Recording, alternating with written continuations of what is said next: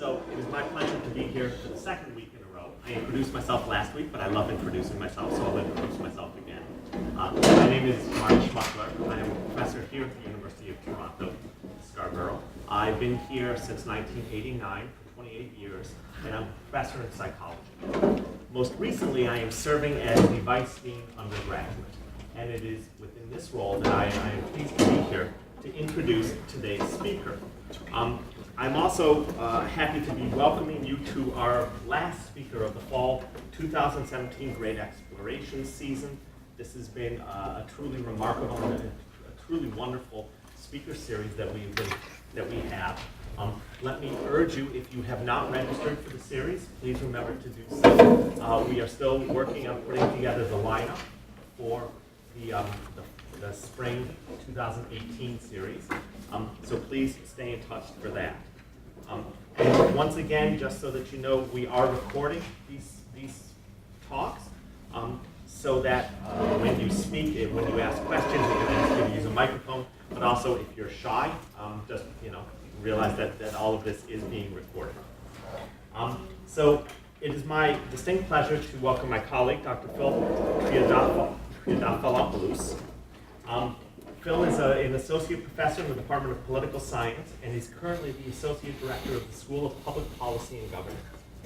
Dr. Triadafilopoulos received his BA from the University of Toronto, his MA from Brock University, and his PhD from the New School for Social Research. His current research examines the extension of public funding for Islamic religious education in Canada and Germany. He is also interested in how center-right conservative parties in Europe and North America are adapting to more culturally diverse electorates.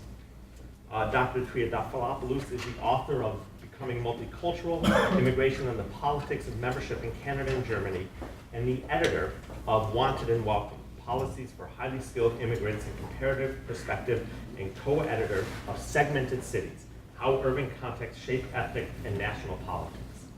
His talk today is titled Canadian Refugee Admission and Incorporation Policies, Continuity and Change in the Face of Crisis. So I'm going to turn it over to Dr. Triadafilopoulos. But first, let me apologize. I'm actually going to do something now that is incredibly rude. I have to leave. I have to get to another meeting. So I do apologize. Please ignore me as I walk past and stop by the table and pick up a candy bar. Thanks, Mark.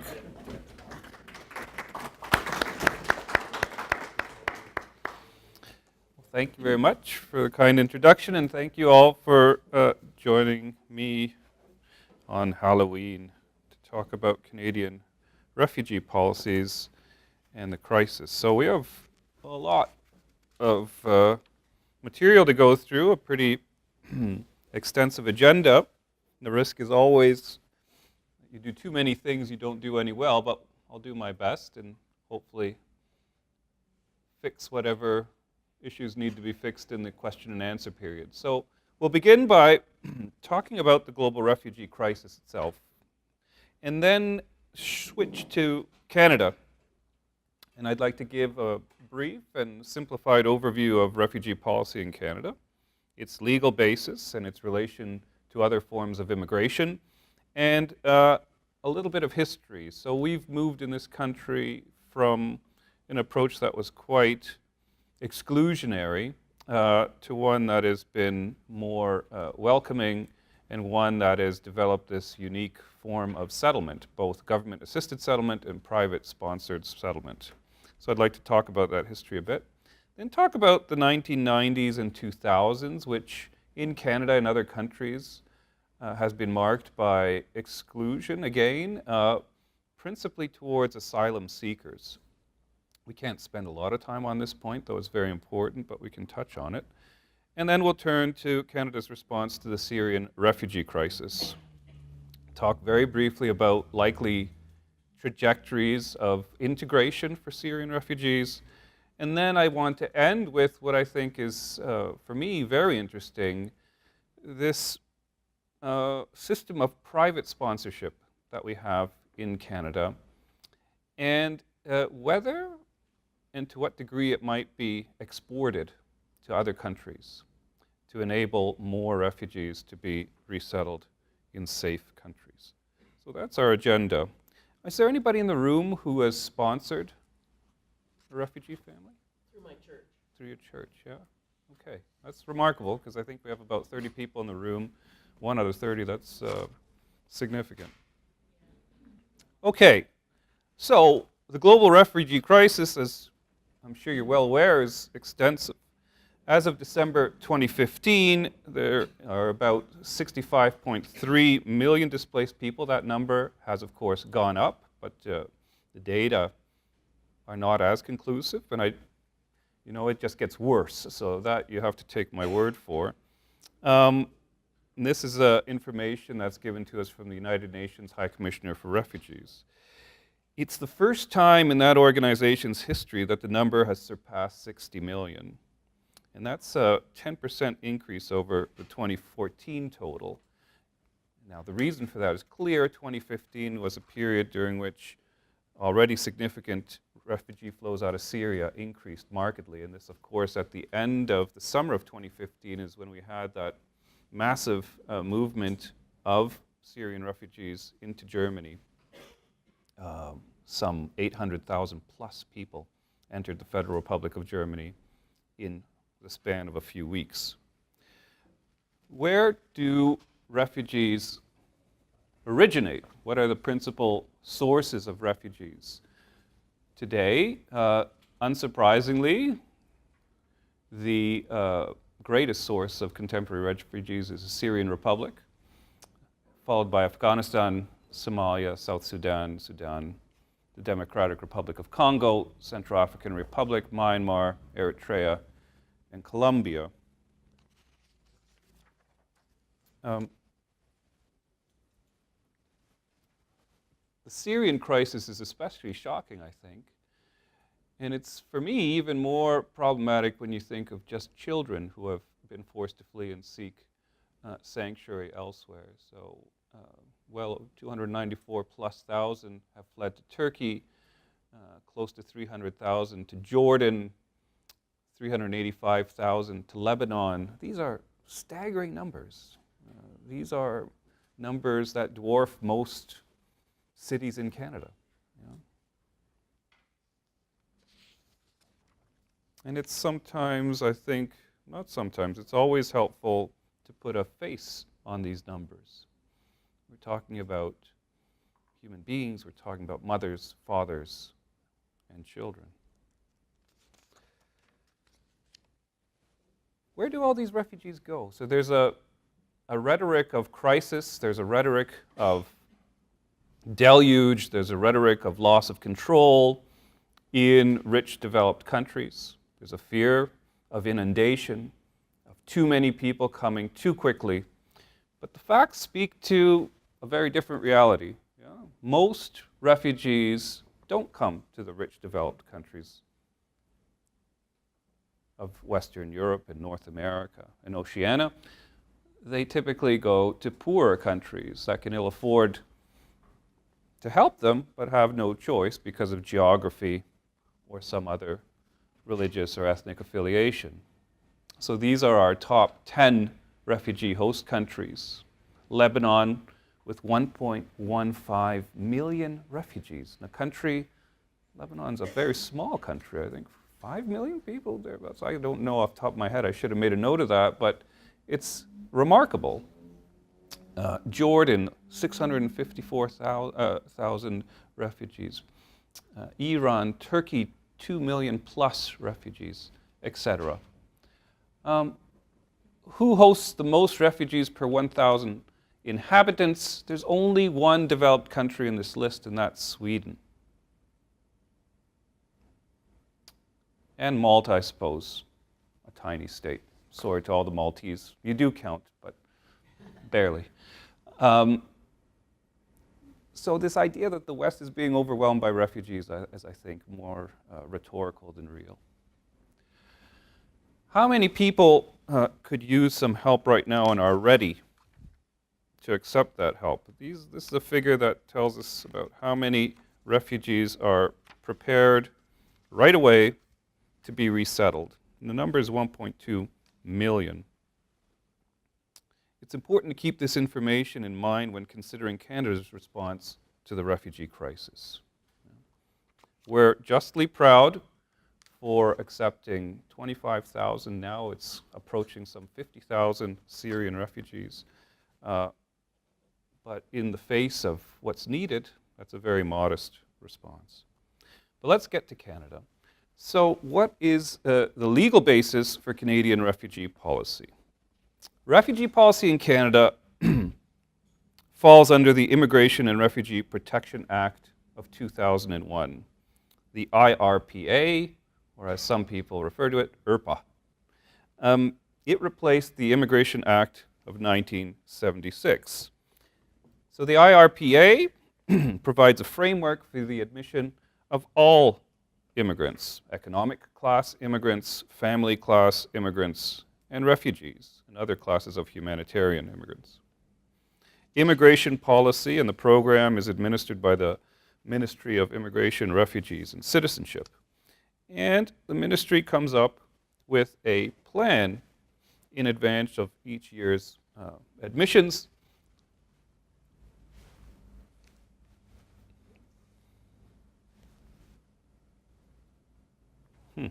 Glitchy.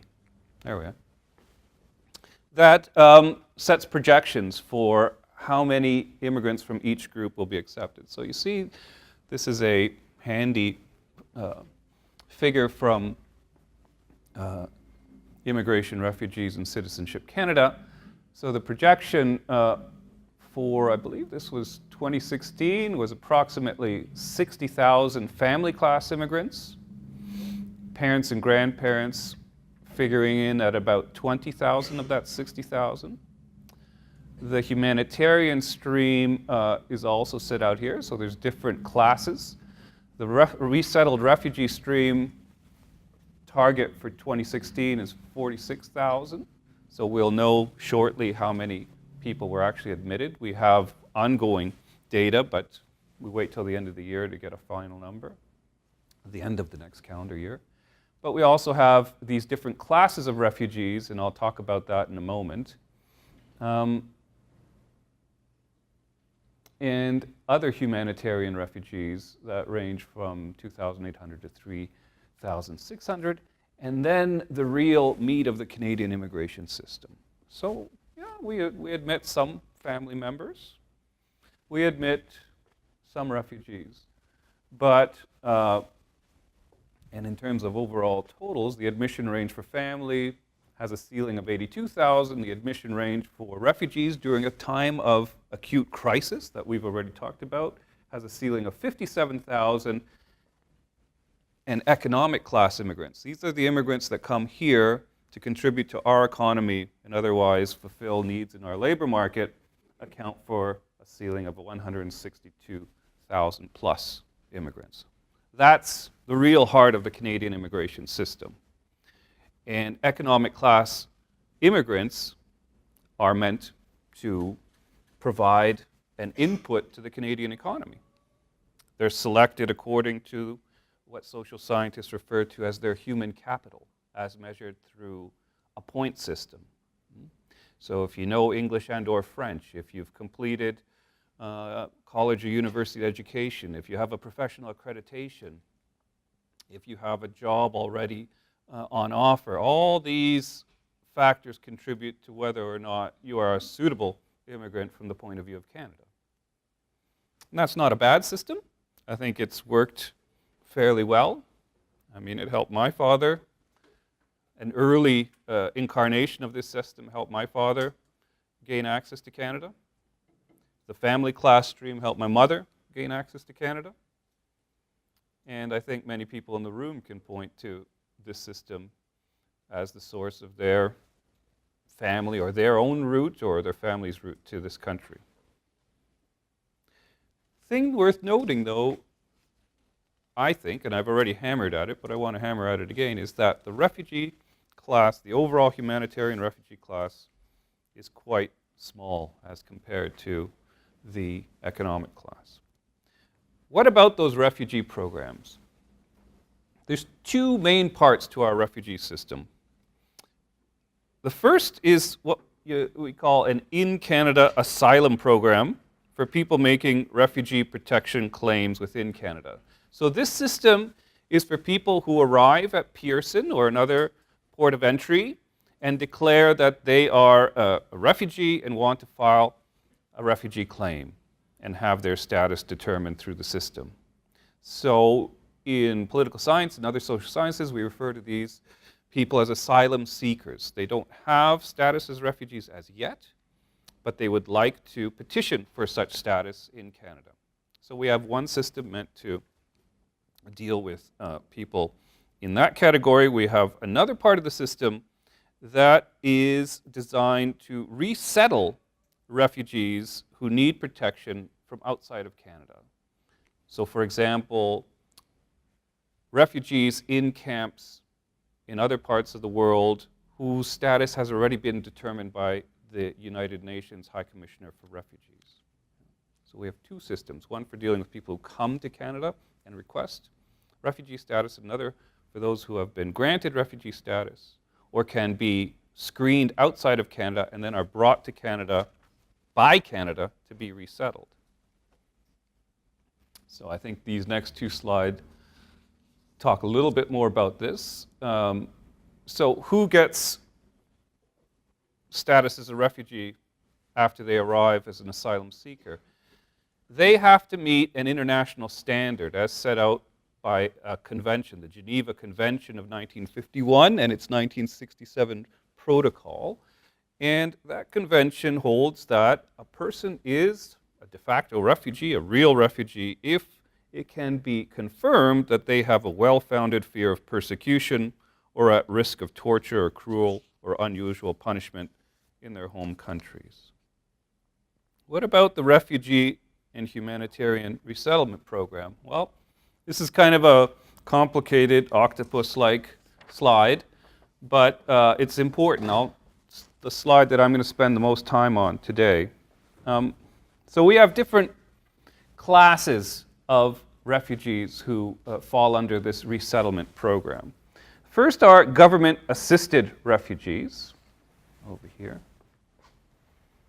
These are people who have been assessed by the United Nations High Commissioner for Refugees, the UNHCR, and meet the definition of a refugee as set out in the Refugee Convention.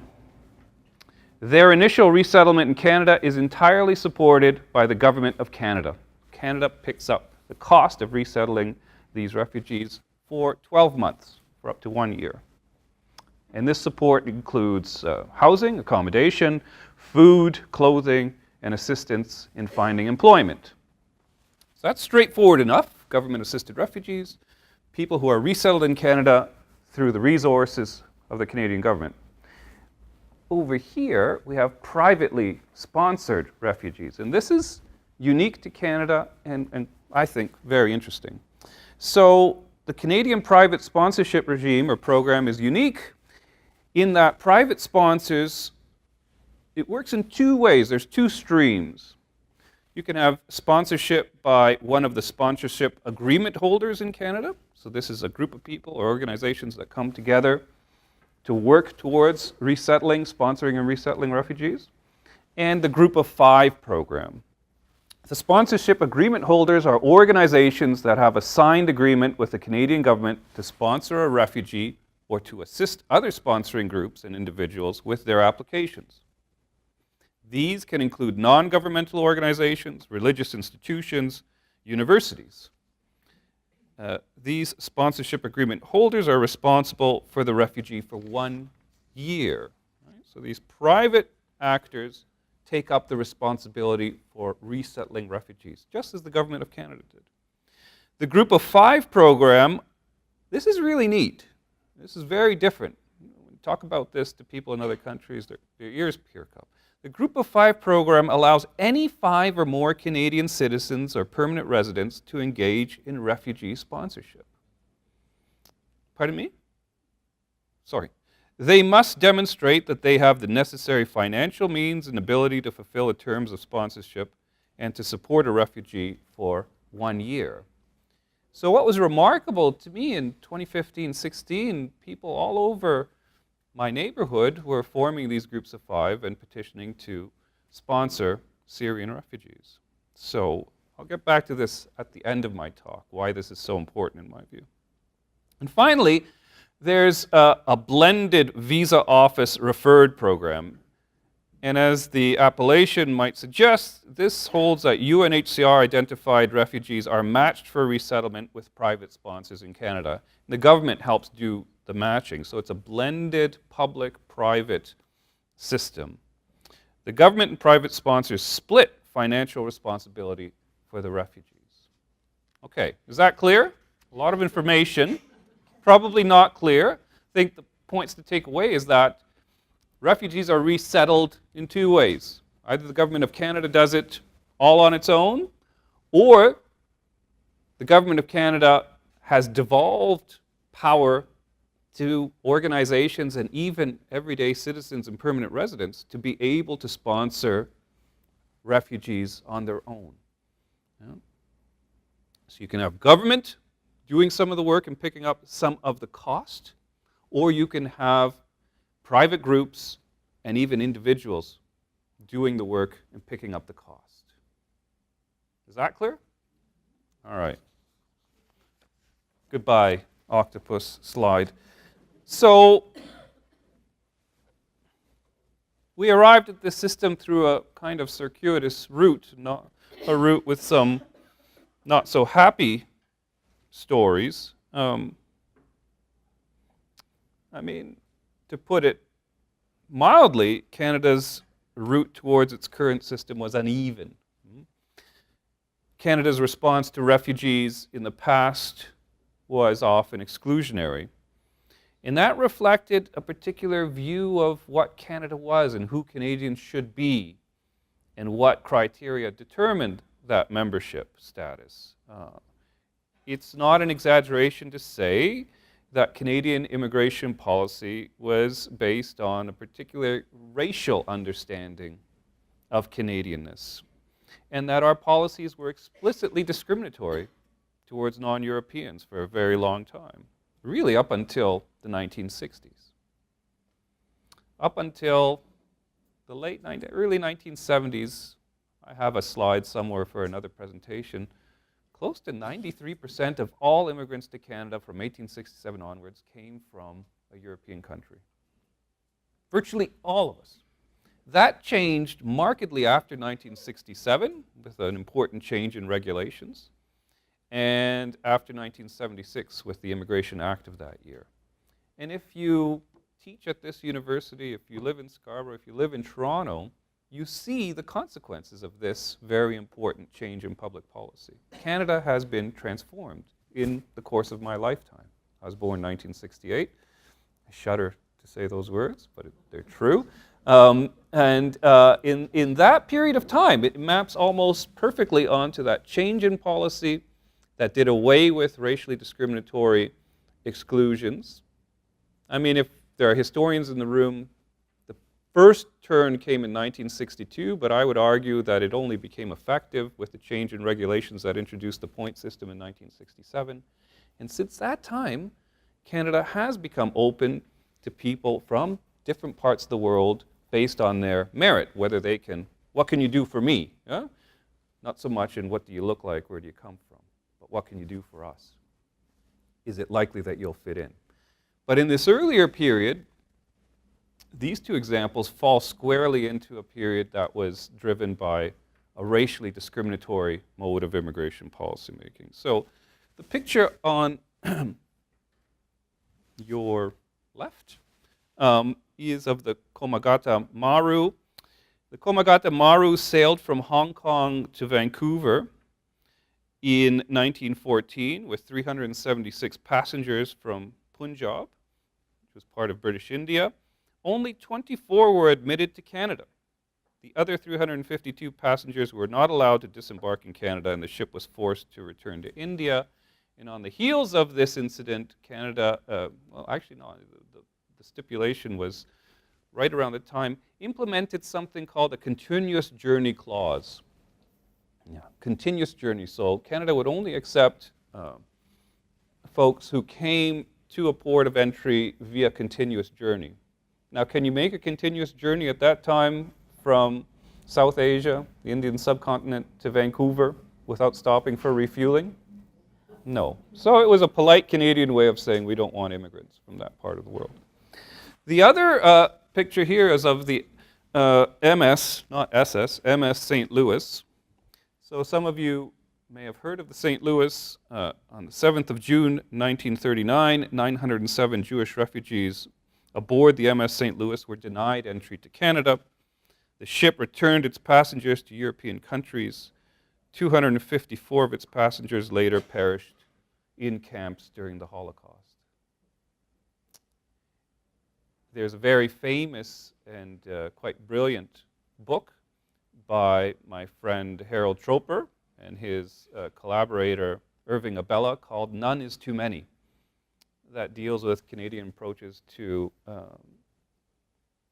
Jewish immigration in the 1930s, 40s, and the early post-war period. And you know its title? None is Too Many. And this comes from a historical document that they found during the course of their research. This was a statement made by a high official in the Canadian Public Service when asked, well, can't we do something for some of these people? There are people in Canada willing to take up their costs. And the response was, none is too many. So this is a black mark on our history, I think, both of these incidents, and we could spend an hour talking about more. Now, happily for us and for people fleeing persecution, that story begins to change after the war. A first turn comes after the Hungarian uprising. In 1956, some 37,000 Hungarians are resettled in Canada. And later, in 1972, 7,000 Ugandan Asians fleeing persecution through the leader of Uganda at the time, Idi Amin, are resettled in Canada. And the high water mark of this turn away from exclusion towards greater openness comes in the late 1970s and 1980s with the so-called Vietnamese boat people. So Canada resettled some 70,000 refugees from Vietnam, Cambodia, Laos. And that event saw the large-scale use of private sponsorship for resettlement. So our current system, in many ways, was formalized, was brought together and given its current shape during this period, during the period of resettling Vietnamese boat people. In 1986, Canada received the Nansen Award. So this is the UNHCR's medal awarded to individuals, in this case a country, in recognition, quote, of Canada's essential and constant contribution to the cause of refugees within its country and around the world. So this is a nice acknowledgement of Canada's efforts after the bad old days, after the Hungarian uprising, after the resettlement of Ugandan Asians, after the grudging but eventual acceptance of refugees from Pinochet's Chile, and especially after the resettlement of the boat people. Now, we didn't get to really new bad old days in the 90s, but I think it's safe to say that Canada, like other rich industrialized states, begins to become less hospitable towards refugees. Now, there's a reason for this. It's not just because Canadian leaders become meaner. There's nothing in the air or water that's causing the change. What happens in the late 1980s, early 1990s that really changes the way global migration works?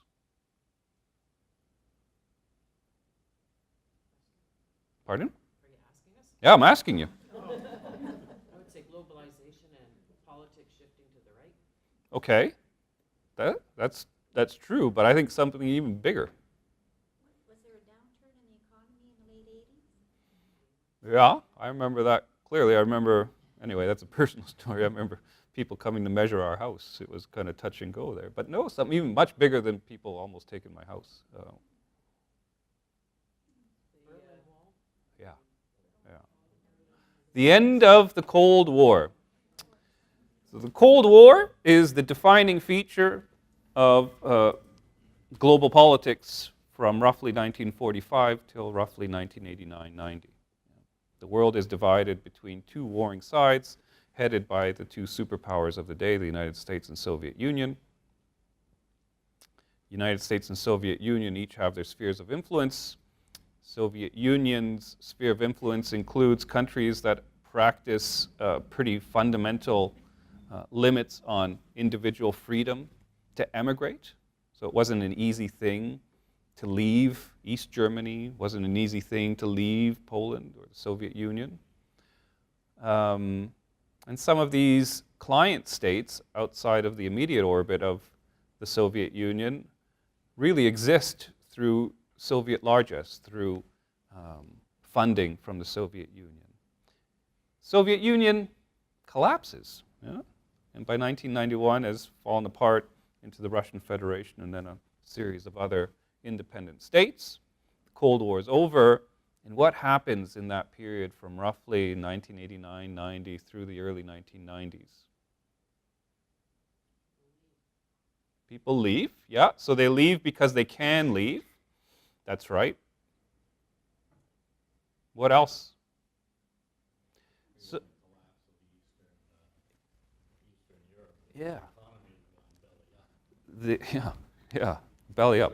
I would use another Canadian colloquialism, but this is polite company, so I'm not going to do it. If you come to my classes, I'm more free. So there's an economic collapse in parts of Eastern Europe and elsewhere, and there's an actual collapse of the former Yugoslavia. Yeah? And there's turmoil in other parts of the world. This creates large numbers of refugees. So in 1990-91, Germany receives over 450,000 applications for asylum, mostly from people fleeing the wars in former Yugoslavia. And more generally, from the late 80s on to the 1990s, there's an increase in asylum seeking. And to the earlier point that someone raised, with economic dislocation and globalization, we see the emergence of what migration experts call mixed flows. So asylum seekers, economic migrants, or people just looking for a better future for themselves and especially for their children, and choosing means of moving that are also part of globalization, the rise of networks of smugglers and other actors to be able to move them. So who counts as a refugee? Who is a refugee? The numbers increase of people claiming refugee status. The systems put in place that were really premised on the Cold War. The refugee system in some respects is a Cold War artifact. It was meant to serve the needs of people leaving the former Eastern Bloc and to give ourselves a pat on the shoulder and say, look, we're the free and open society that welcomes in these freedom-loving expellees. It wasn't designed to meet the needs of larger numbers of people whose reasons for fleeing didn't fit neatly into the 1951 Refugee Convention. Okay. And so, to get back to the point, Canada, like other countries, becomes stingier. Access to potential refugees, asylum seekers, becomes tighter, harder to come by. So here I have some points. Visa and carrier sanctions. Visas and carrier sanctions. So what's this? A remote control. So a visa is a modern state's remote control for migration. So gone are the days when people went to Ellis Island or Halifax, some port of entry, lined up, and who are you? There's a great scene from The Godfather 2, right? When little Vito Corleone goes up to the counter at Ellis Island. They say, he can't speak English. Says, what's your name? And the person behind him answers, that's how he gets his name, Corleone, because he's from the village of Corleone in southern Italy, in Sicily. Well, that's a very inefficient system, right? Because people get there, and then they might find ways of staying. Much better to force them to do that work in their country of origin and then either approve or reject their visa application. That's why it's remote control. You're doing it over there. And if you are finding that there seems to be a lot of asylum seekers coming from this or that country, what's one response? Slap a visa on them. So in 2003, I was living in Germany, and my family and I decided to go to Prague, a very beautiful city.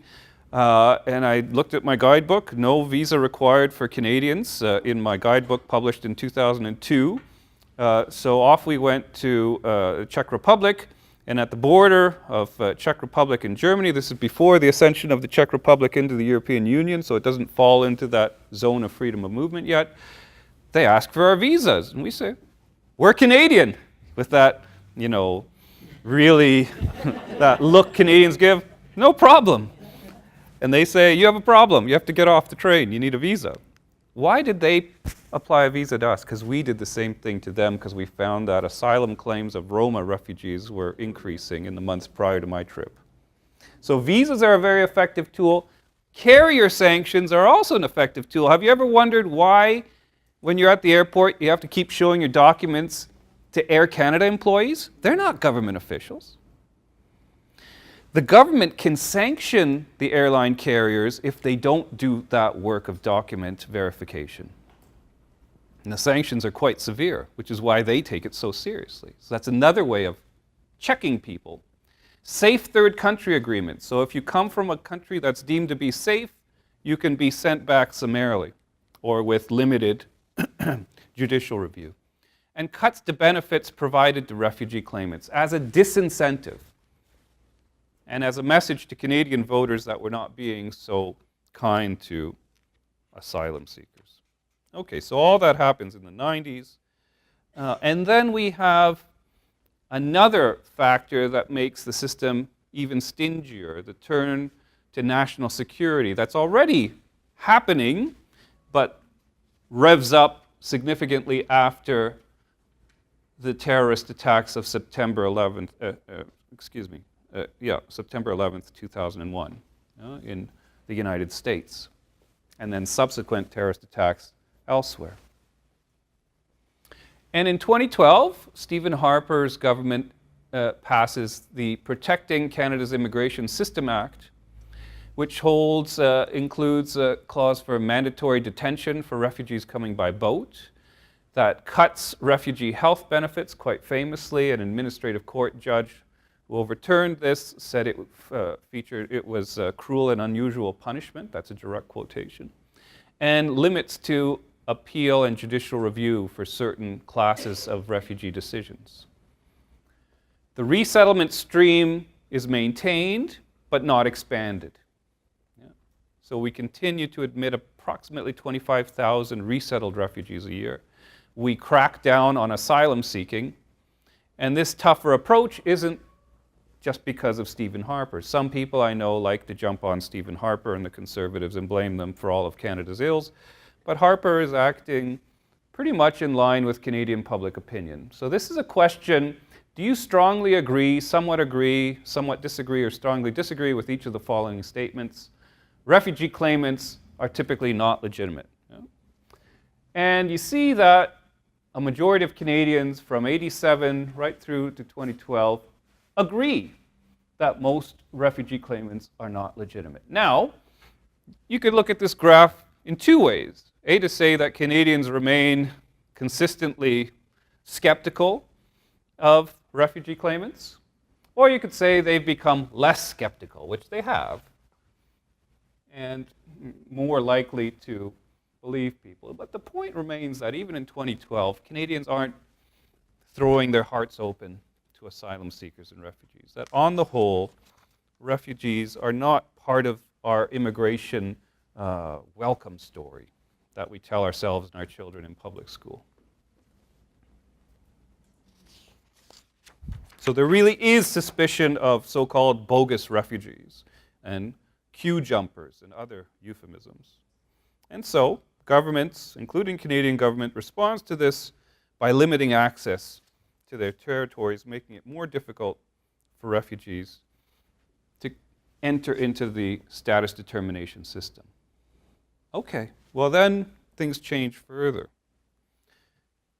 The civil war in Syria breaks out when? 2011? It's ongoing and intensifies in 2014, 2015. What I said earlier, this is the backdrop leading. So this is what's going on as this crisis breaks out, and other crises in Iraq and other parts of the Middle East. What is Stephen Harper and the Conservatives' first response to the refugee crisis emanating from the Syrian civil war? It's to resist calls for an increase in our number of resettled refugees. So this would be a kind of sensible way of responding to a crisis. These people are already in camps. The UNHCR has already determined their status in many instances. Why not increase the number of refugees that we resettle for that year, for the next few years? Harper says no, and argues that the best response to war in Syria is military intervention to defeat ISIS. You may remember that. The Conservative government also maintains that Canada is meeting its responsibilities by resettling refugees from Iraq and other war-torn countries. So we're doing our part. There's no need to do more. And then we have the election. So it's funny how history works, yeah? We have an election. Civil society groups and individual Canadians are not happy with this initial response and take advantage of the election call in 2015 to demand that more be done to help refugees fleeing the conflict in Syria. Prime Minister Harper continues to maintain that Canada is meeting its obligations and there's simply nothing more that can or should be done. His rivals in the campaign, New Democratic Party leader, former New Democratic Party leader Thomas Mulcair, and our current Prime Minister, but then Liberal Party leader Justin Trudeau, argued for a more generous response. So Mulcair proposes a special program to resettle 10,000 Syrian refugees as soon as possible, and Trudeau calls for 25,000 Syrian refugees to be resettled by the end of 2015. Now, I'm a political scientist, so I'm cynical, and I think they were just throwing numbers around to demonstrate that they weren't as cold as the Conservatives, but that this wasn't going to be a decisive issue in the campaign. They may not have to deliver on this. And in fact, if you look at public opinion polling, up until that time, most Canadians agree with the Conservative position. Something changes in Canadian public opinion, particularly Canadian public opinion among elites, people who set the tone of our debates. And this is a very famous photograph of a little boy named Alan Kurdi. So Alan was a 3-year-old Syrian boy who drowned and his body washed up on the shore of a Turkish beach and was captured in a famous photograph. The drowning occurred on the 2nd of September 2015. So now we're into the serious part of the election, right, after Labor Day. His family were Syrian refugees trying to reach Europe. Photographs of Alan's body spread not only through Canada but throughout the world and catalyzed a moral reaction, something very interesting, among Canadians and among others. Now, why this happened, so there's very good social scientists and social psychologists who study these things. I'm not an expert, I can't tell you why, but it did. And had a an effect on our campaign. An effect that was amplified because Alan's family had reportedly been trying to reach Canada. So his death and the wider refugee crisis took on added significance in Canada. A growing number of Canadians demanded that Canada do more to respond to the humanitarian crisis in Syria, forcing Harper to shift positions. Trudeau used the issue to bolster his profile as a compassionate leader who reflected real Canadian values, arguing that Harper's change was un-Canadian and cynical.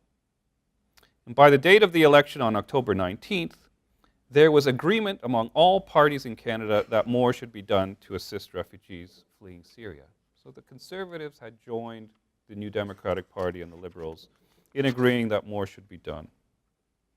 As we know, the Liberals won that election, formed a government, majority government, and set about trying to implement their promise to resettle 25,000 refugees from Syria by the end of 2015.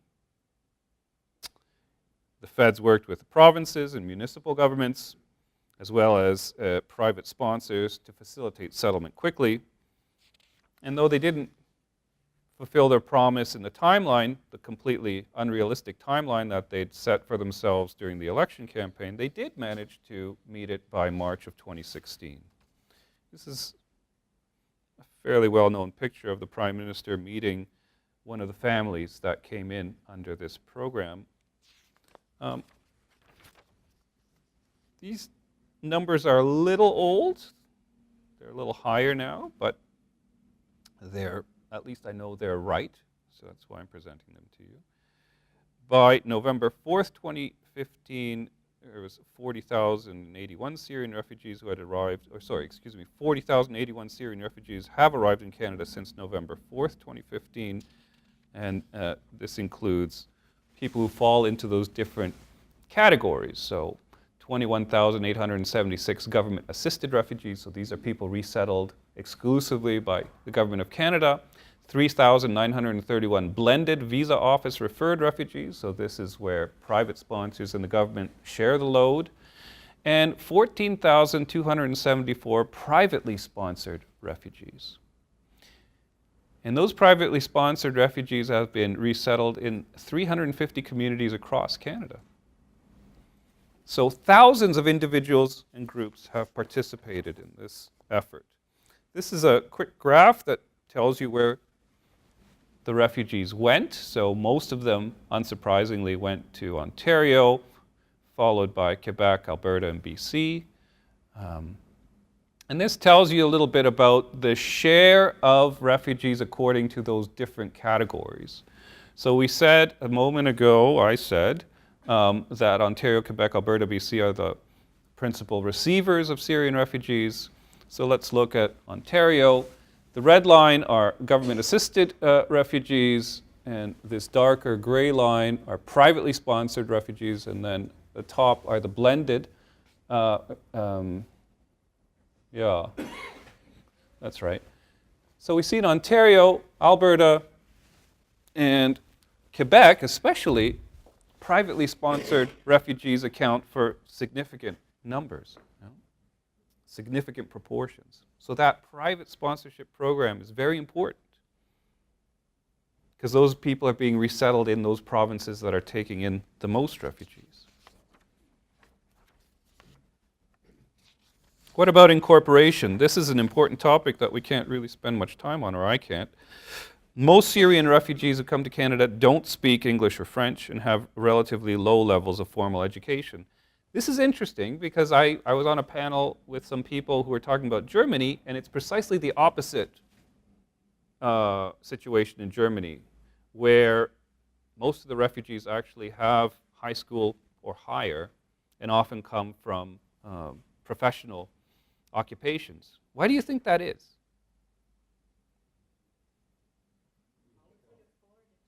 Yes, they could afford it. Because you got to pay, what, $5,000 on average to a smuggler to make that route from Turkey through to Samos or another Greek island, and then through Greece, through what was the route in the Balkans, in Salonika, into Macedonia, and then up eventually to Germany or Sweden. That's a very expensive journey. So the people with the resources were the people who got into those rubber dinghies and risked their lives and their children's lives. And Canada has resettled people who weren't able to move from the camps and take advantage of smugglers. I mean, this is my take on this, but I think it's an interesting research question. So, given the lack of formal education, lack of language capability, we know as social scientists that integration won't be easy. We also know that historically refugees tend to have worse integration outcomes than other classes of immigrants, but that's not surprising, right?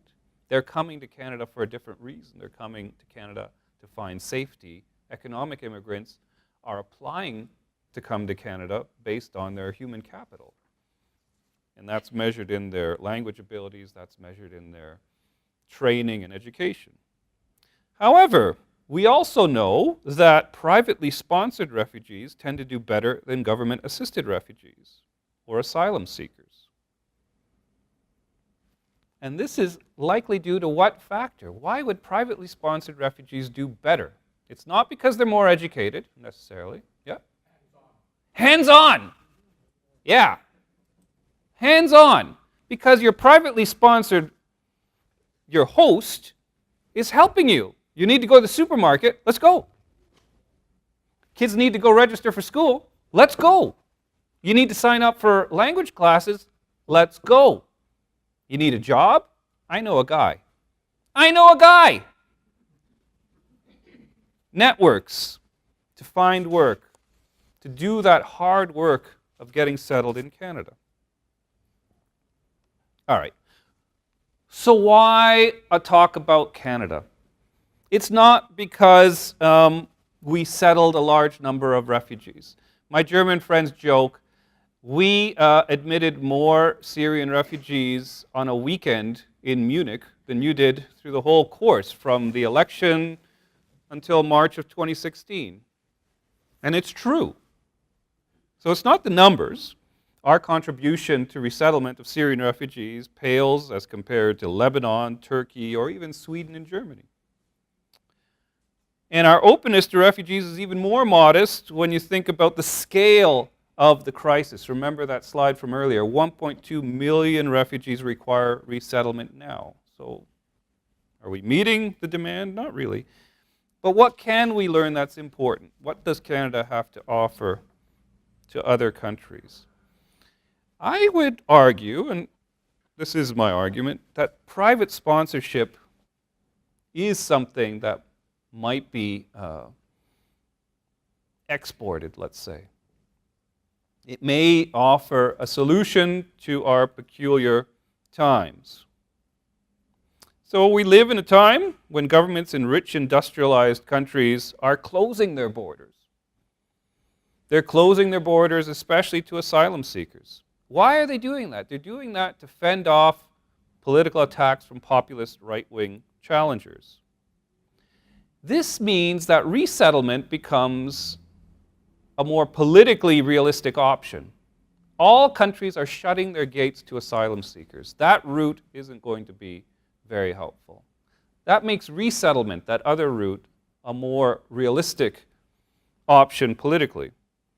Privately sponsored resettlement along the lines of the Canadian model is especially attractive because it offers governments a way of fending off claims that they're splurging on outsiders at the expense of their citizens. They say, no, we're not doing that. The private sponsors are paying for the resettlement. It also provides some greater assurance that integration will be successful because it's hands-on. Yeah? Don't worry, they're paying for it, and they're going to help make sure that those people integrate successfully.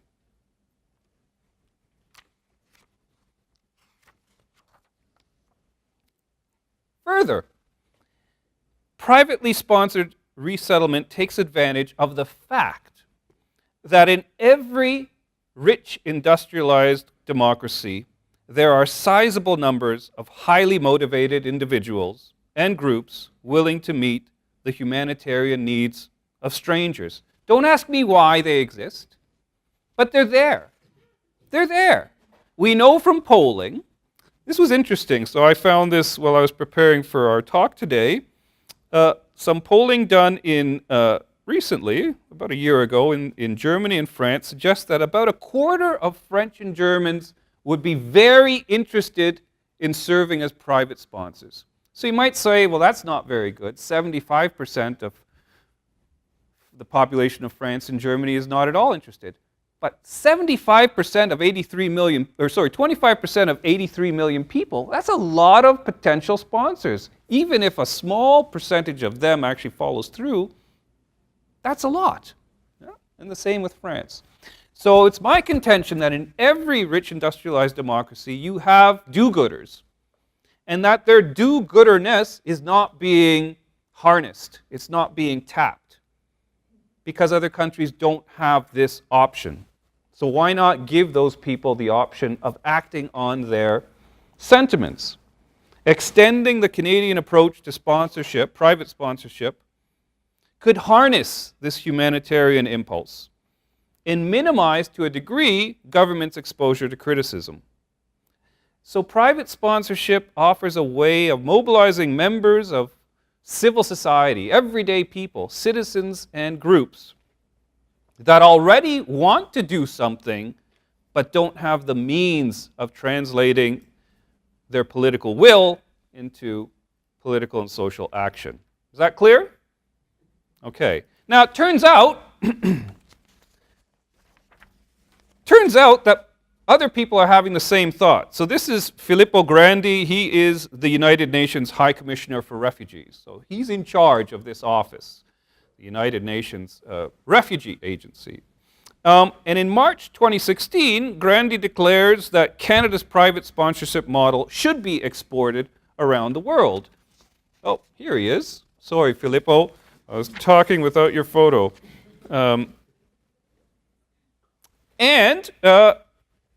People start to act on this call. So something called the Global Refugee Sponsorship Initiative is launched in December of that year, December of 2016. It's an effort that's led by a University of Ottawa law professor, Dr. Jennifer Bond, in partnership with the UNHCR, with the Open Society Foundations. These are foundations funded by the rich money trader George Soros, who is of Hungarian descent, so there's a connection there. The Radcliffe Institute, the University of Ottawa, and the Government of Canada. The aim of the Global Refugee Sponsorship Initiative is to provide training and advice to countries interested in Canada's model of private refugee sponsorship. So we are actively trying to export this model to other countries. 8 countries attended the group's founding conference: Argentina, Australia, Brazil, Chile, Germany, New Zealand, and the United Kingdom and the United States, and others expressed interest as well. Is this going to work, this exporting of a Canadian approach? Maybe, but I'm, like I said earlier, skeptical, cynical, political scientist. Interest isn't the same as emulation. You can express interest. I say it all the time, that's interesting, but I don't necessarily act on my interest. And to date, as of today, few countries have committed to adopting Canada's system of private refugee sponsorship. Some of my colleagues question whether Canada's approach can be implemented in countries with different experiences, different political conditions. Some even question whether the Canadian approach should be emulated, because the private sponsorship model tends to grant preferences to refugees with connections. You have to know the person to sponsor them. This means that it's not necessarily those who are most vulnerable who are being granted aid. There's also the question of scale, and this is where I'm going to end. Given the number of people in need of resettlement, 1.2 million that we're sure of, To make a difference, Canada and other countries would have to greatly expand the scope and scale of their private sponsorship programs. I'm a big believer in this option because I do think there is that untapped humanitarian potential in Canada that is partly tapped but not fully tapped, and especially in other countries that don't have this model at all. But I'm skeptical about our governments, not in the do-gooders, but in the governments. I'm skeptical that they will try to greatly expand or even implement private sponsorship programs. There doesn't seem to be the political will for this, even in this country. I'd like to be proven wrong. I hope to be proven wrong, and I don't say that often, but in this case I really mean it. And I'm now someone who's keenly interested in this project of exporting the Canadian model and seeing what happens to the Canadian approach in Canada. So I'll be looking carefully. I just want to thank you for your patience and for listening carefully. And I look forward to answering or trying to answer any questions you may have, or better yet, having a conversation with you. We're just going to get the mic out of the closet. Sure. Do the Q&A. Thank you so much. You're for a welcome. great talk. Sorry, I forgot to put the mic. Miriam, I'm loud, so Yeah. I don't need a mic. The church that I attend, St. Thomas's Huron Street, has sponsored 2 lots of refugees, neither one a traditional family, and neither one from Syria. Aura, which is an organization, the Anglican United Refugee whatever, Association 8 or whatever, the first, we got a desperate plea, and it was a gay young man who was from Iran, and where they stone people to death if they find out you're gay, and he is quite gay in terms of his way of doing things. And he was also a hairdresser, which was sort of stereotypical. Right. He came, and I won't tell you his whole story, but he has ended up a success story. He's going to George Brown to learn how to bake, and he's working in a Farsi bakery. The second one was a mother and daughter, a 4-year-old child. And I'm not sure what stage they are at, but they have been quite happily settled into an apartment and all that. But what I wanted to say is that who you get is not typical. Right. And it is so important to raise the money before you ask, because it might come very suddenly. I was very fortunate. I have a very well-to-do friend, and I said, "Oh, we've raised $8,000." She said, "I'll give you the rest." I got whiplash. So there are some very generous people. She felt she was too old to start the process. So the story can be very different in many cases. Yes. Yeah, and there's one of my colleagues at the Faculty of Law, Audrey Macklin, just won a Trudeau grant, a quite generous grant from the Trudeau Foundation, to study how private sponsorship affects sponsors. And the question, it's a great question they're asking, is does it encourage a greater sense of citizenship and civic activity and commitment to the broader Canadian project? Yeah? So they've just started, they're going to be doing their research. I think it's a wonderful idea. 'Cause we're so keen on seeing how the settled refugees do, and that's very important. But you know, I can tell from your voice that this is very important to you, and it's very important to everyone I speak to who's become a sponsor. And I think they're going to find, if I was going to hazard a guess, that it is very important for encouraging a sense of citizenship among the sponsors. Yeah. And it just to finish, I remember listening on the radio a program that was commemorating the something anniversary of the resettlement of the Vietnamese boat people. And those people still, the individuals who were part of that program, still remembering fondly their interactions with their sponsors and how important those early interactions were for their eventual development as Canadians. Yeah. So it works both ways. I am an immigrant myself, so. Yeah. Okay. Where from? Just out of curiosity. I was born in Scotland, and we lived in Northern Ireland. Okay. Yeah. Could have been a refugee from there, too. Yeah. Yeah. Yeah. Yeah. Just I'm not sure if your cynicism has rubbed off on me. So I hope let me try not. to be cynical. How long is the sponsorship role for the sponsors? 1 year. Okay. And then the question often asked is, do these people then go and expect our government to bail them out with welfare, etc.? As legal residents of Canada, of course, they have a right to claim whatever social benefits accrue to all residents and citizens of Canada. And I don't, off the top of my head, couldn't tell you what the percentage of people after the first year access social benefits. But we do know that by 15 years, their integration trajectories even up with those of economic immigrants, and that their children's success as measured in earnings, as employment, finishing university, etc., often surpass those of children born in Canada.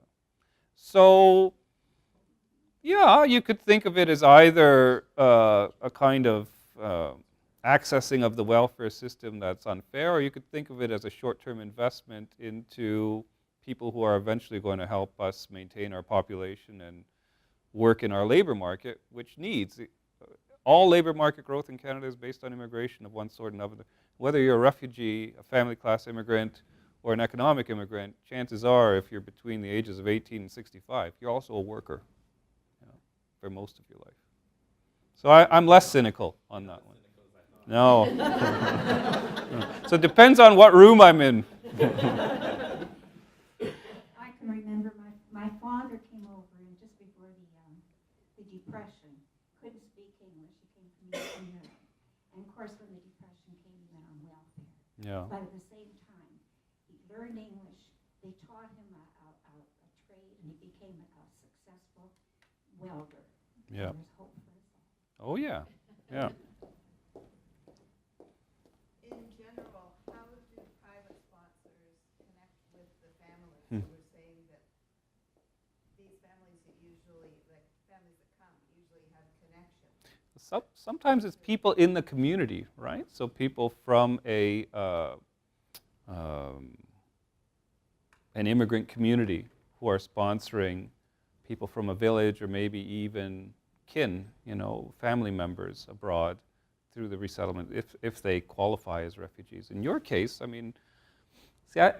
I don't know the practical side as well. I haven't done enough research talking to actual sponsors to give you a good idea.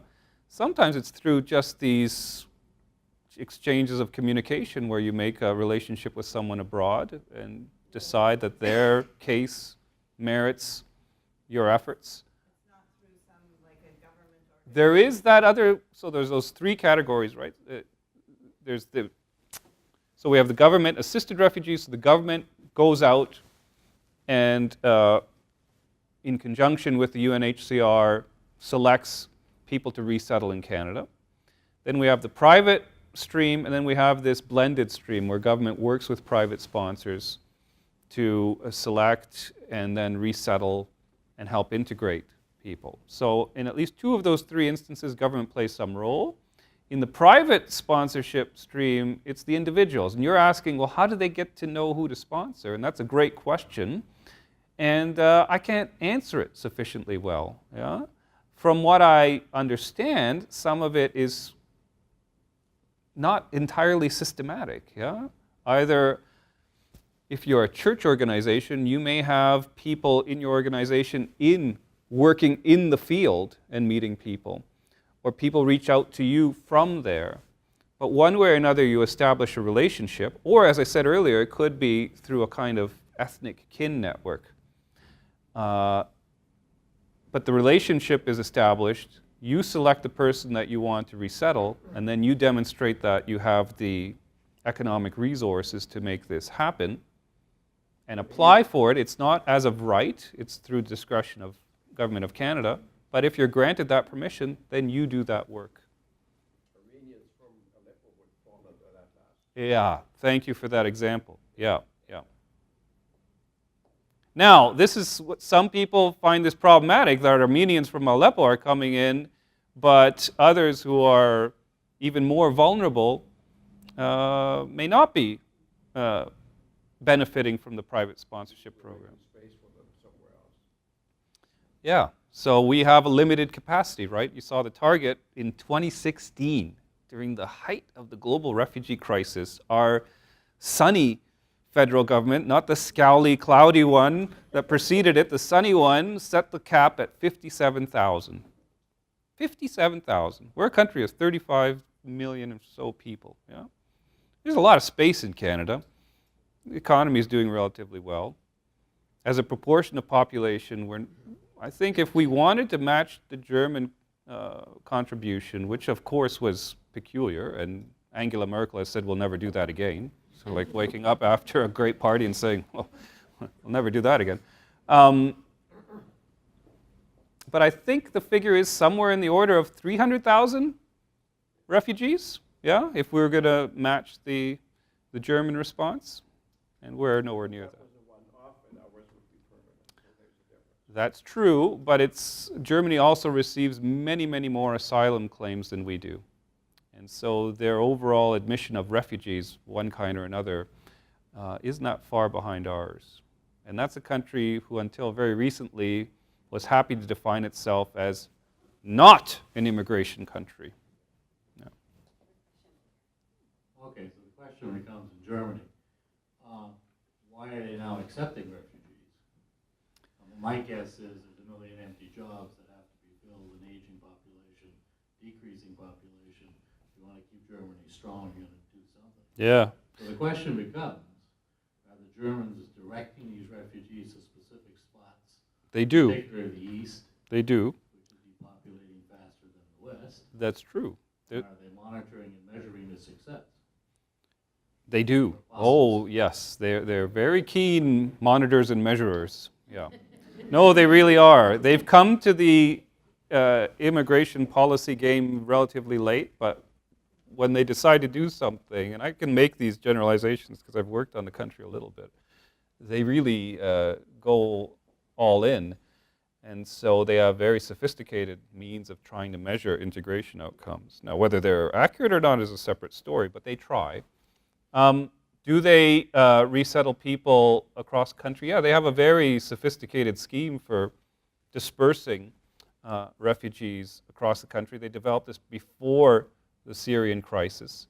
And yes, many do end up in these small East German towns and villages that are rapidly depopulating, which is problematic. You want to do something to ensure that these places don't disappear and become economically unviable, but you're also putting newcomers in a situation where their likelihood to succeed is minimized because they don't have those networks and hands-on facilitators that might help them otherwise. There's actually an area of academic research in Germany dedicated to studying the collapse of small East German towns and villages. Like, you study, and it's a whole line of civil servants who assist in this. Yeah? So there's a whole system for creating ghost towns, which is an aside, but an interesting aside, I think. Why did they do it? Was it to meet labor market needs? Some people say this. That's not how I understand it. Now, should they be doing this to meet labor market needs? The UN's development agency in 1999 published a report on Germany saying that for Germany, just to keep a steady state for its population and labor market, should admit about 800,000 immigrants per year. It's a country of 85 million people. And it's shrinking faster than we are. Not quite at Japan's rate, but pretty quickly.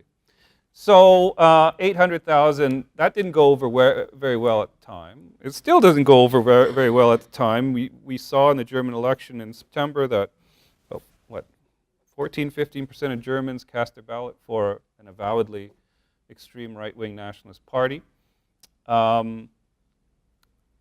So this was a one-off. Someone mentioned that earlier. Why was it a one-off? Okay, so you have this exodus of people coming en masse. What do you do if you're the Chancellor of Germany, the chancellor of a country with a unique and distinctively terrible history that is still ever present. What do you do if you're a chancellor of Germany who's an East German who lived in a country where you couldn't leave or else you'd be shot, and there was literally a wall keeping some of you from going to West Berlin, and sentries, a kind of garrison state? What do you do when people come to your door en masse? How do you keep them out? How do you keep them out? So you know Tina? There's no alternative. Yeah. I don't think there was a politically acceptable, and for Angela Merkel, a morally acceptable alternative at that time. And this is why they've worked very hard to do what they need to do, through hook or by crook, to establish a situation where that's less likely to recur. So Angela Merkel's a classic Machiavellian politician. On the one hand, sufficiently moral not to close the doors to desperate people in August and September 2015, and on the other hand, willing to enter into a Faustian bargain with the president of Turkey to force people to stay in Turkey and not get into rubber boats and cross the Aegean to get to Europe. But, you know, I don't like it. I think it's problematic. But what would I do if I were her? Employers don't have enough pull in Germany to demand an immigration system that admits 800,000 refugees per year, let alone 800,000 economic immigrants selected through some very careful means. Your comment that Canada's a big country is very true. Immigrants don't go across Canada. That's true. Immigrants come to Toronto largely, That's true. and the other two major cities. We don't any longer tell people where to live. So that the impact of a displaced people or a traumatized people is massively felt within an area. I can hear you fine, but I don't know if you'll make it to the video. And I guess really where I want to take that is you've highlighted children. Yeah. The children that are coming are deeply troubled. Yeah. They have been through traumatic experiences that thankfully I can't even imagine in my life.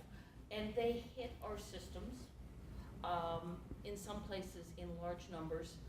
And there is no government assistance for government-sponsored refugees to assist these children in the schools, specifically in the schools, but in other areas.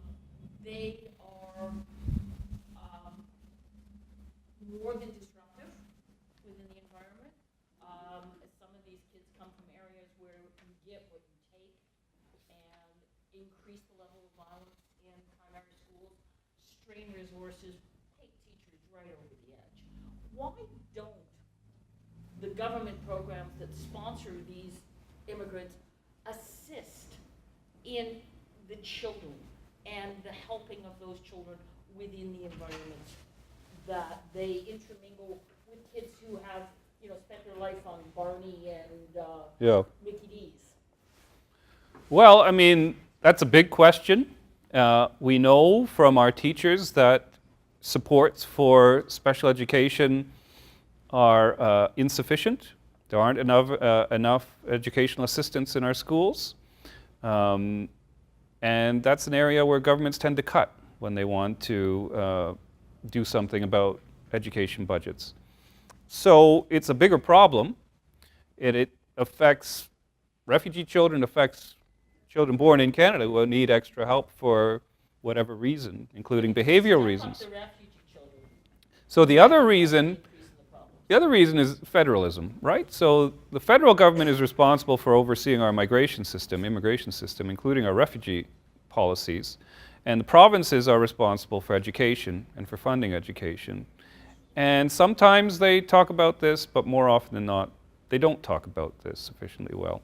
And neither order of government is swimming in so much money that they can afford to be overly generous.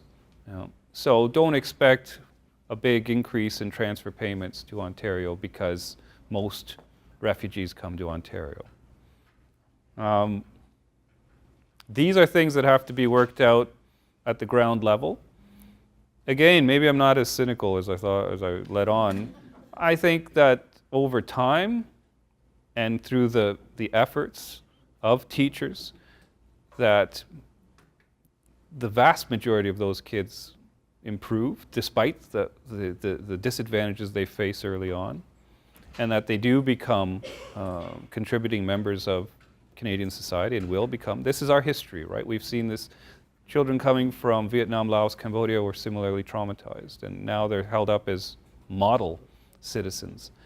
So anytime you talk about increasing immigration significantly, there's always a short-term cost. And you're absolutely right. Most people don't go to the sparsely populated parts of Canada because most Canadians don't go to the sparsely populated parts of Canada. And most Canadians don't want to live in parts of Canada that may be climatically acceptable but economically unacceptable.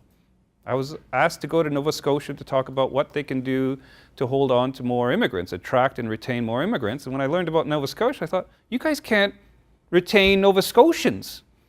How are you going to attract and retain foreigners? Where do people live? People live where we live. Most Canadians live in a thin belt of territory in Ontario and other parts of the country, in Vancouver and Montreal, and some other large towns and cities in that temperate zone along the Canadian-US border.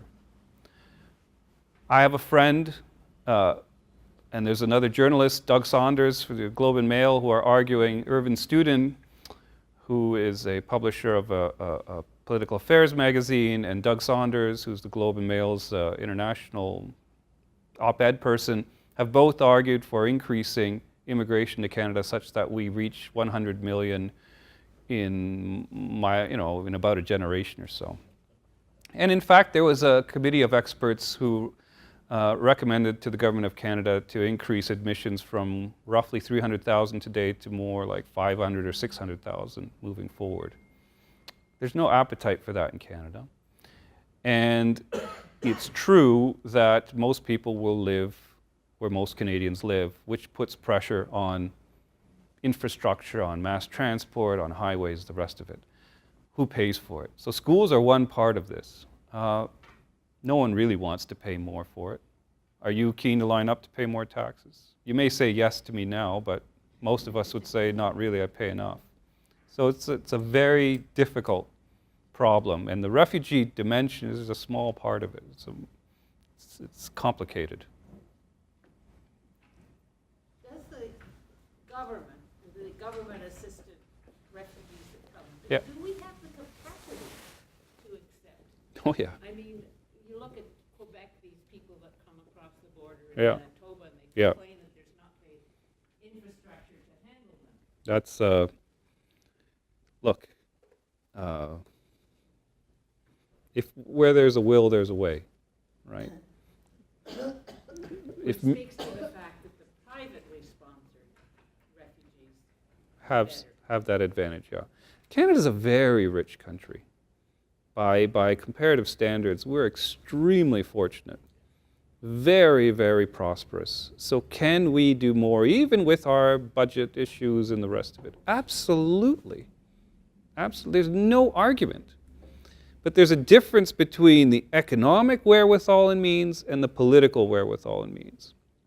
And even after the Syrian crisis, even after publication of Alan Kurdi's photograph, in November 2016, after the terror attacks in Paris that killed 129 people, a majority of Canadians said we'd prefer fewer refugees.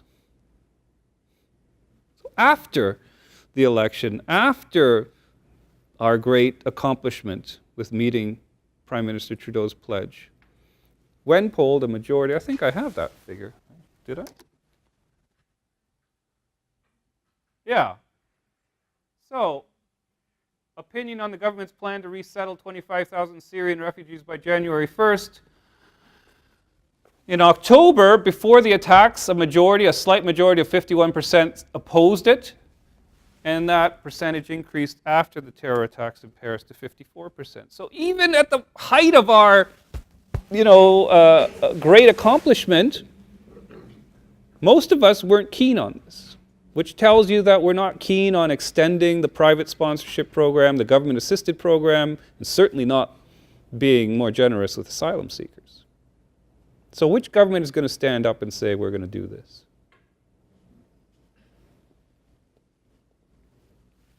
Yeah. I just have a question about the asylum seekers. Yeah. Are they the people who arrive here claiming refugee status? Yeah, and if that's so, right. How many of them, or what proportion of them, are deemed to be refugees, and what happens to Yeah, those it's a who good are not? question. I mean, historically, our acceptance rate is around 50%, which is not good, but when compared to other countries, extremely generous. Like Germany's rate was less than 10%. Now, they get a lot more asylum seekers. Canada is a peculiar place. We have an ocean on one side, an ocean on the other side, a rich country at our southern border. We don't have a developing country that borders us, and the Arctic. So we're not going to attract a lot of asylum seekers. Yeah. And when someone washes up on one of our coasts in a decrepit boat, we freak out. Oh my God! It's the leading edge. It's the wedge of something great. We become completely beside ourselves. And this is People walking in from the States, are they not asylum seekers? They are asylum seekers, absolutely. But, so they've been tracking this. Initially, we thought this was something completely new. It turns out that it's been happening for a while now. Are the numbers increasing? Yes. But there are a few hundred people, right? And the winter's coming. So, it sounds like Game of Thrones. The winter's coming. That means, so in the Game of Thrones, it means people trudging across, threatening the kingdoms of Westeros. In Canada, it means fewer people are going to be making that perilous journey. And we used to have defectors. They were people during the Cold War. Is that the only time we get them? Defectors were the principal targets of the classic refugee regime. Small numbers of people fleeing evil communist countries coming to enjoy freedom in the West. So the numbers were always limited, partly because Eastern Bloc countries regulated exit very tightly. So our system, I think this is a very important point, was never designed to deal with the numbers that it's been dealing with since the late 1980s. Who are people defecting from now? There aren't that many countries to defect from. So this is a very important change in global migration and human rights. Very few countries now put limits on people's ability to leave. North Korea, can I think of even one more? I mean, leaving is not the problem now, but there's no corresponding right to gain admission anywhere. Unless you're a citizen of a country or happen to be Jewish and want to go to Israel, because they have a law of return that grants admission to Jews everywhere in the world to come to Israel and gain Israeli citizenship, and a few other exceptions to ancestral migrants, so people who share a ethnic or religious heritage and can apply and have special status. Other than those small exceptions, you don't have a right to get in anywhere except your country of citizenship. It's like a global filing system. That's why the passport is so important. That passport is your ticket to admission into a country. It doesn't work necessarily if you want to go to another country. So globalization, yes, but not globalization for people necessarily. If you want to test that problem, just try to enter the United States without your passport and see how they respond. You say, but I'm perfectly safe. I've come to your country before. I have a good job in Canada. I have a nice house. It won't matter to them. So fewer defectors because less control on exit, but an even more greater tightening of the right of people to move across territorial borders. because of the factors we've pointed out, right? And now national security reasons are playing into this as well. I mean, I have to take my shoes off and pour out my water just across the border. You didn't answer my question about what happens to the asylum seekers who are denied refugee status? That's a good question. Usually, they're served with a deportation order, but I have a colleague, Randall Hansen, who's now the interim director of the Monk School for Global Affairs, who's argued persuasively that liberal democratic states are not very good at deporting people. Once you establish residency in a country, even when your claims are denied, often you can appeal those claims or try to get some humanitarian status. So you don't meet the standards set down in the Geneva Convention. You don't fall into that, but there may be other reasons where your claim to stay in Canada should be honored.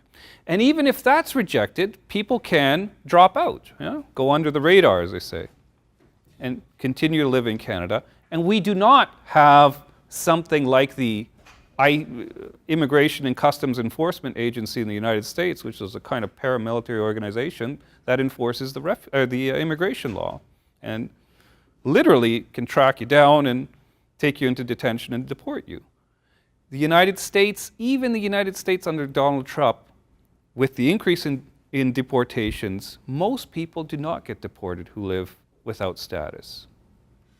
And that's true in Canada, it's true in most liberal democratic states, which makes the lure to get into the country so intense.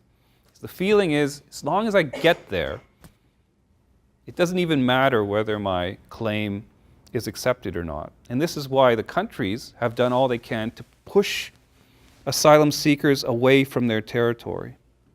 So Australia, quite famously, has offshored its asylum refugee determination system.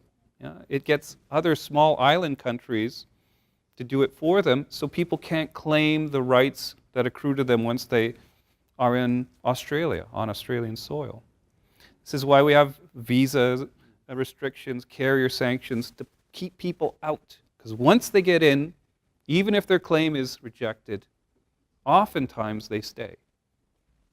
But it would be nice to have, in addition to the statistics on what comes into Canada, also know what the statistics is on the deportation. That's an interesting question. I had an enterprising fourth-year student some years ago who made a access to information request for precisely that data. And I was shocked that the conservative government of the day sent him the information.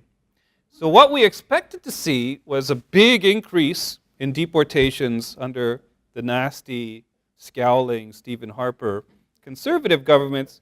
What we actually saw was a pretty steady state. I don't remember. Deportation orders sort of handed out versus actual deportations? That's a good question. I don't know. And generally, the government of Canada and other countries aren't so keen on telling you about deportation. It's the nasty side of the immigration system. There's a professor at UBC named Antje Ellerman, who is an expert on deportation. So if you email her, she's a wonderful person too. She'll get back to you. If she has the information, she'll share it. You're welcome. So can we take one more question and then Whatever you like, yeah. Sure. Can I ask if there seems to be some resentment, because Canada is a nation of immigrants, basically, is there some resentment from those who have come legally, shall we say, through various ways, versus those who seek asylum? And maybe that is why Yeah. there is resistance to accept more? Yes. Yeah. The easy answer is yes. Yeah. Yeah. They're two different streams. Canada selects economic immigrants. People line up, apply, and try to demonstrate that they're worthy of admission. Refugees aren't selected because of their economic contribution or other. They're selected because they're desperate. Yeah? Two different logics. And so it's not hard to see why people come in under one system may look at people come in under the other system and say they're less deserving. Are there any statistics about what percentage eventually become Canadian citizens? Oh yeah, so immigrants generally in Canada, after 10 years, close to 90% of them become Canadian citizens. So we have the most efficient citizenship policy in the world. And this is partly why we have no anti-immigrant politicians or political parties, or very few and not very successful, because of the point made earlier about where people live, right? People live in those parts of the country with the highest concentration of federal ridings. Most immigrants settle in precisely those parts of the country. They become citizens very quickly, and they vote at the same rate as Canadians. So put all that together with an electoral system that grants advantage to the person who wins that that riding campaign. Yeah. So I always say to my students, what do you get for finishing second place in a Canadian election? Not even a pat in the back. People forget about you immediately. You're a loser. It's done. You don't, and the party with some percentage of the vote who gains no seats doesn't get a single seat in Parliament. It's the nature of our system, and it leads to a particular kind of political strategizing. So are you going to, with all that in mind, are you going to go around talking badly about immigrants and multiculturalism in a place where you need the votes of immigrants who benefit from multiculturalism? No. And that's why we don't have that. It's a very peculiar Canadian exceptionalism. Well, thank you. No, thank you for your great questions.